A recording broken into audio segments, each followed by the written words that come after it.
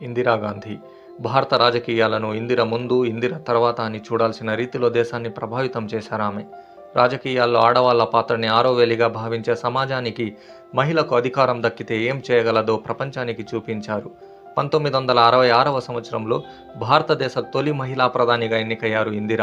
ఇందిరాగాంధీ ఒక భారతదేశ రాజకీయాలనే కాదు, అంతర్జాతీయ మహిళా లోకానికి స్ఫూర్తిదాయకంగా నిలిచిన మహిళా నేత.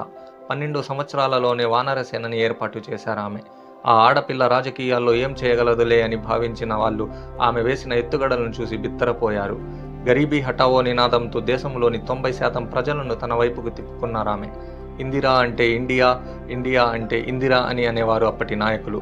అప్పటి భారత రాజకీయాలకు బ్రాండ్ అంబాసిడర్ ఎవరైనా ఉన్నారంటే అది ఇందిరాగాంధీయే అని చెప్పుకోవచ్చు. హరిత విప్లవం, క్షీర విప్లవంతో గ్రామీణ భారతావనిని కొత్త పుంతలు తొక్కించారామె. ఇలా ఇందిరాగాంధీ లీడర్ ఆఫ్ మాసెస్గా నిలిచారు.